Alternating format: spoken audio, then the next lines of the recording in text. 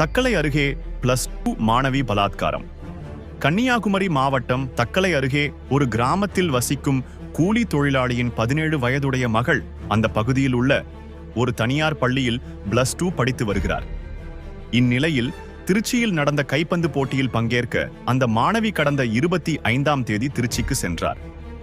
இவருடன் பள்ளியில் உள்ள மேலும் 14 மாணவிகளையும் உடற்பயிற்சி ஆசிரியை அழைத்துச் சென்றார். போட்டி முடிந்த பின்பு மறுநாள் இரவு 9 மணிக்கு அனைவரும் பள்ளிக்கு திரும்பினர். அப்போது அந்த மாணவி ஆசிரியையிடம், எனது தந்தை இப்போது வந்து விடுவார், அவர் வந்தவுடன் நான் சென்று விடுகிறேன் என்று கூறிவிட்டு அங்கிருந்து கிளம்பியுள்ளார். பின்னர் மாணவி வீடு நோக்கி நடந்து செல்ல ஆரம்பித்தார். அப்போது அங்கு நின்ற அதே பகுதியை சேர்ந்த தொழிலாளியான ஃபைசல் கான், வயது 37 என்பவர் மாணவியிடம், நீ எதற்கு இங்கே வந்தாய் என கேட்டார்.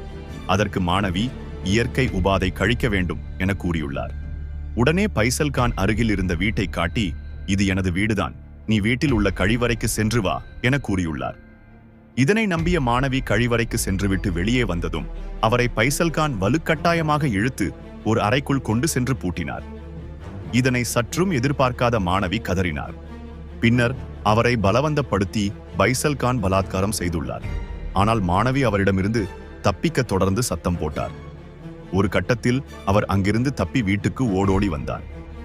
அங்கு கதறி அழுத மாணவி தனக்கு நேர்ந்த கொடுமையை பெற்றோரிடம் தெரிவித்தார். இதை கேட்டு பெற்றோர் அதிர்ச்சி அடைந்தனர். மேலும் இது குறித்து மார்த்தாண்டம் அனைத்து மகளிர் போலீசில் புகார் அளித்தனர். அந்த புகாரின் அடிப்படையில் போலீசார் போக்சோ சட்டத்தில் வழக்கு பதிவு செய்து ஃபைசல் கானை கைது செய்தனர்.